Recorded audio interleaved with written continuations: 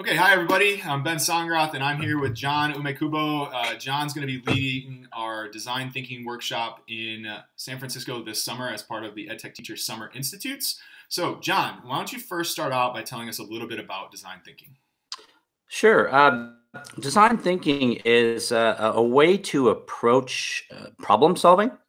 And from a key aspect of design, design thinking actually focuses on empathy. So it's the desire to fully understand and grasp the problem of someone else or the need of someone else. And there's a great application for schools because, one, I think we need to teach our young students and not only teach, but give them practice in empathy. And so design thinking is a way to bring that empathy piece into whatever they're learning. So whether it's something that they're doing in science class, an experiment, or whether it's a fictional character or a historical character that they're studying in literature or history, design thinking allows us to focus on someone else and any particular need or struggle or problem that they're going through, and then come up with a potential solution for them. And so the process itself is beneficial for schools in that, and beneficial for kids in that it gives us a framework around our learning.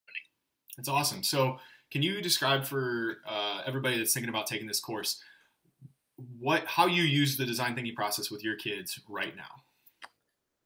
Yeah, so I am the director of social entrepreneurship at Westside Neighborhood School, but I also teach in the middle school a class that I really was very fortunate to get to create from the ground up, and it's called Design, Code, and Make.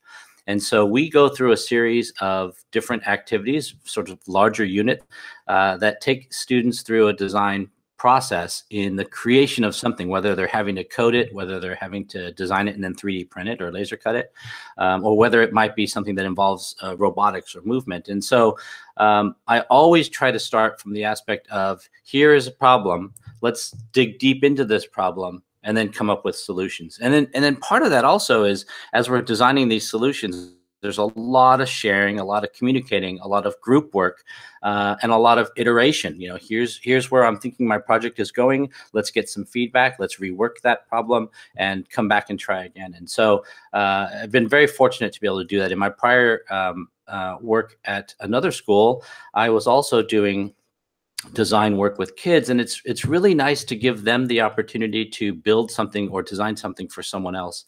Just a really small example, we had students in 7th grade who needed to design we were creating a new makerspace for our lower school, and part of that makerspace was a marble run wall where the K through 4 kids got to build different runs for their marbles to go through. Well, we had the 7th graders design the pieces for that wall. So it was a matter of understanding sort of the mind of the smaller child in terms of play, in terms of what would be engaging for kids, but also getting into how is it something easier to use or held in the hand of a smaller child. And so we went through a number of different design aspects with the 7th graders so that they could dive themselves into the minds of these smaller kids while they went through the design. It was a lot of fun. Fantastic ideas. So tell me what teachers can expect or educators can expect when they sign up to spend a couple of days with you going over the design thinking process this summer. Yeah, so I think there are a few aspects that are important to walk away with. One is a really solid understanding of the process itself. I don't want to focus so much on the steps of the process. I think we can get carried away with design thinking as a model or a very specific terminology that we have to remember the empathy piece and then dive into discovery. I think it's more important to engage into the process and formulate your own idea of what design thinking is for you, and really what it looks like at the age level that you teach, or the constituents that you work with. Whether they may be, school administrators that are coming to the workshop, or they may be a kindergarten teacher. So your implementation of design thinking will be very different.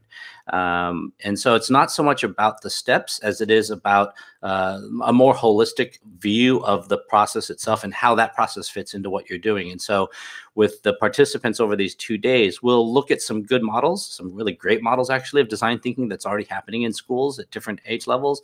But we'll spend most of our time diving in. And so I've got sort of 2 large activities, one each day, that they'll go in through the process of looking at someone else's need, designing and prototyping a solution for that need, and then sharing that out and making potential iterations, and then ultimately coming together as a group with our different solutions. And so one of those will be a fictional scenario, and another one will be an authentic scenario with the people within the group.